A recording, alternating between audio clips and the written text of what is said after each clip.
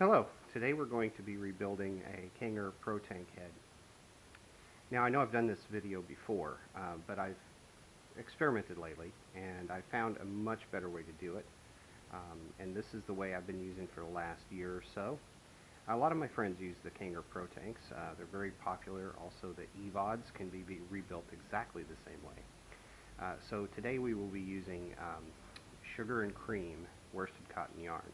And you can find this at nearly any craft store, and you can of course find it online. We will be doing this in order to improve the wicking of the Kanger Protank heads and allow you to reuse them, because most of the people I know just buy these and use them and throw them away.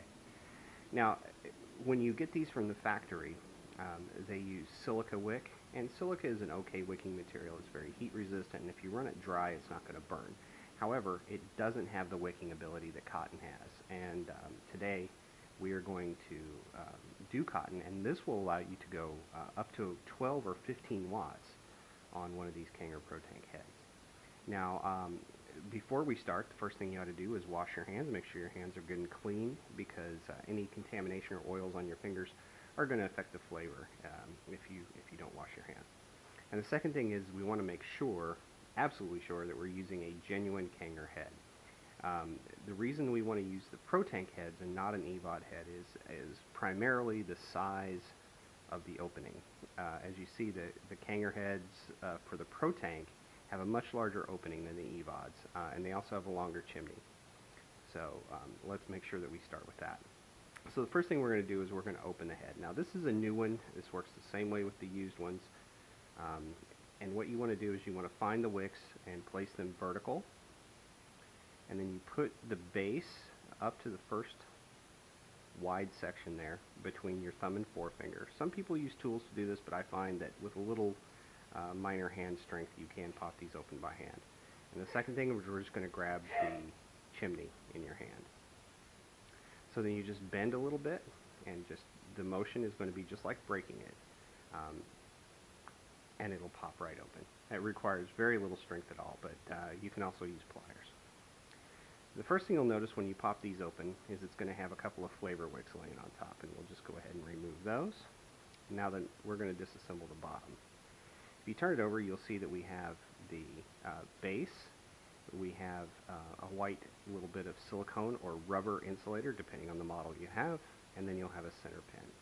So to get it disassembled, we just grab the center pin between our fingernails and give a little tug, and out it comes. And you'll be left with the rubber insulator. You'll see some wire sticking out. So you'll just take your fingernails, and you don't need real long ones, but you'll just want to pinch that and pull.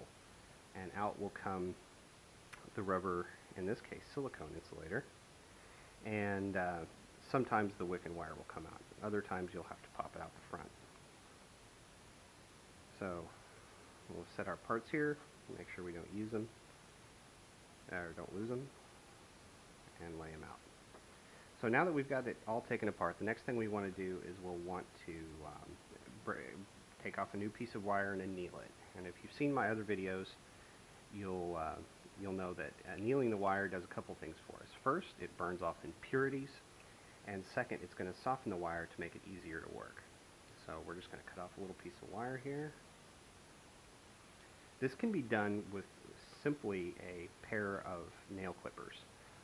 However, I tend to use thumb scissors and diagonal cutters, but once again, the nail clippers, a good sharp pair of nail clippers, can be substituted for both of these tools. So now that we've got the wire cut off a decent length, 4 inches or so, we're going to grab just a regular old lighter and heat it until it's cherry red.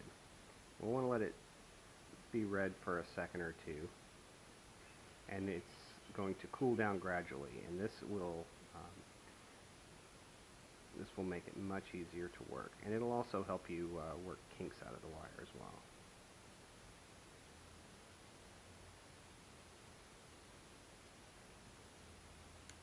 Alright, now we have our wire annealed, and we're going to need a wrapping guide. Now this is a 1.75 millimeter knitting needle that I've cut in half, and you can also get that at the craft store. I think they're made by Sarah Bates, and this one is made of anodized aluminum. Just cut it right in two. So you want to leave yourself about an inch of tag laying at the bottom, and for this 30 gauge wire that we're using, I like to use about 8 wraps. So we're going to make 8 wraps on this, and we're just going to lay them right alongside each other as close as we can get them. There we go. 2, 3, 4, 5, 6, 7, 8. Now we want to lay these close together. We want to make sure that they don't overlap or cross each other, because that could cause a short. But once the process of annealing the wire also puts a little bit of carbon buildup on the outside of the wire, which will keep it from shorting across the turns. So we'll pull it off, and we notice that we're pretty even. We're pretty nice looking here. We're just going to squeeze it a little bit. Since these Kanger Protank heads can't be dry burned after we put them in, we just want to squeeze them together until we have them. And if they're not staying together, you can simply just heat the wire up a little bit, and that will cause the wire to relax into its new position. And if you like, you can take a pair of pliers or something and then just kind of give it a little squeeze there. Now, it doesn't have to be sitting completely monolithic, but the closer together they are, the better off you'll be. So now, once we've got the coil made, I usually make several of these at a time, and you can store them in a little Ziploc bag or whatever. Once we've got the coil back on the length of knitting needle here, I'm just going to go ahead and I'm going to cut off the tag ends of these turns a little bit, because it'll be easier to work with. There we go. So now it's time to put the coil back into the base. So we take the base and we look at it. We notice we have 2 notches and just a hole right down through the middle. So what we want to do is we want to feed both legs of the coil right down through that central hole and set the knitting needle, our guide, right through the 2 notches.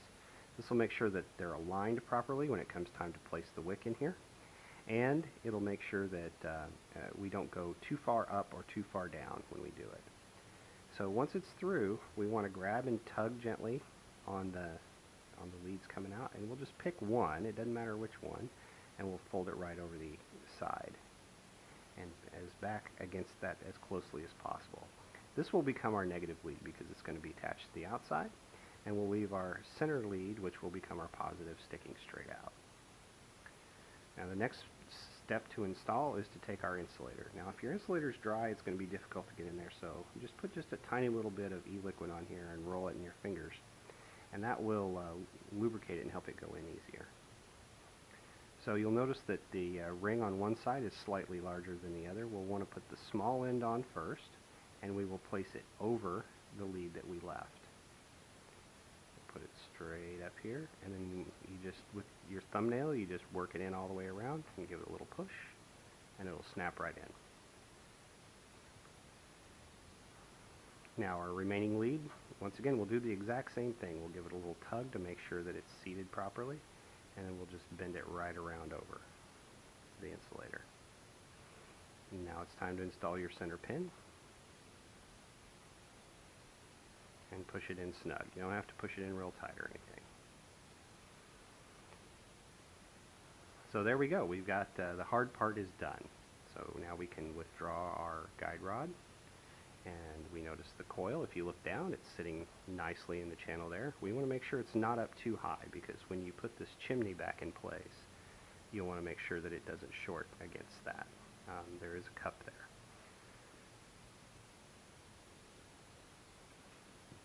So now that we have this done, we have to trim the leads, and you'll want to trim these as closely as possible. This is where a good sharp pair of cutters or nail clippers come in really handy, because we want to cut that off just as absolutely as close to the insulator as we can.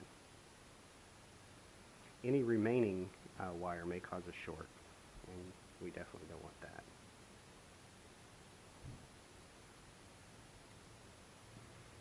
And there we go. The base is now complete.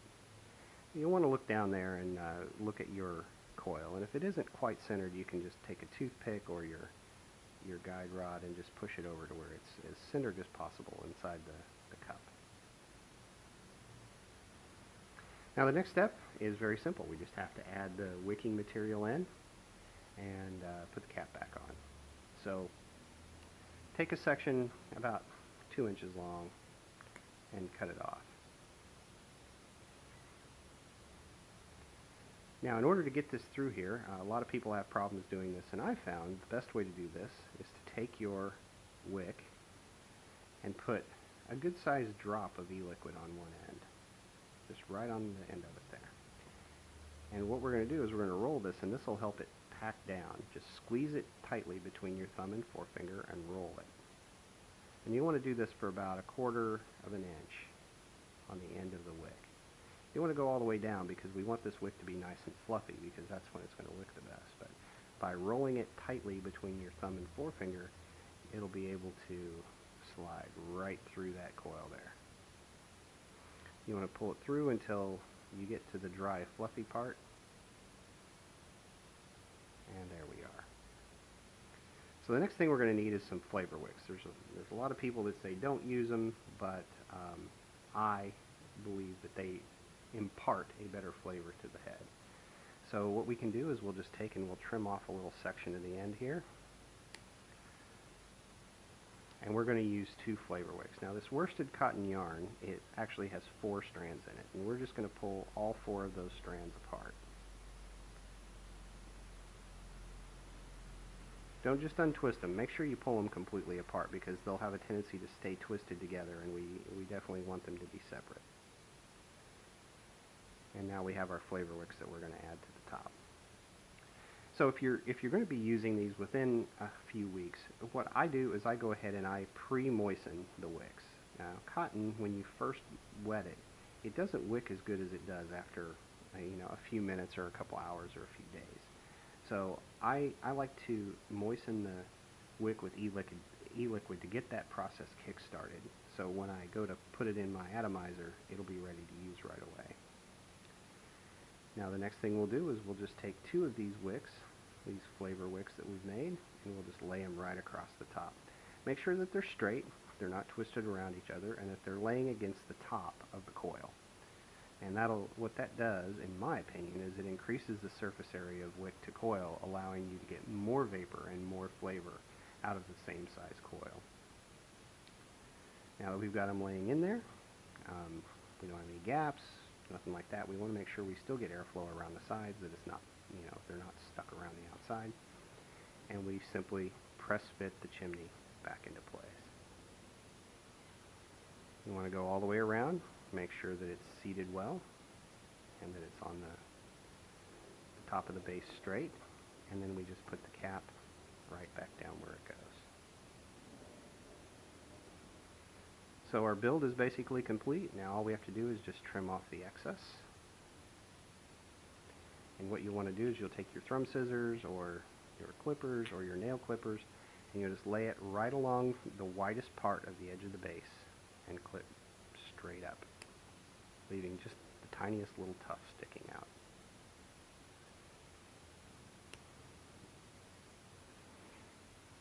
And if there's a little extra, we'll trim them up, make them look pretty. There we go. So there you have it. We've completely rebuilt a Kanger Protank head. Now when you put it in your tank, give it a few minutes to sit and get nice and saturated, and you can run easily, like I said, 10, 12, 15 watts out of these, where before with the stock heads you can only run about 7 or 7.5. You'll get much better vapor and much better flavor.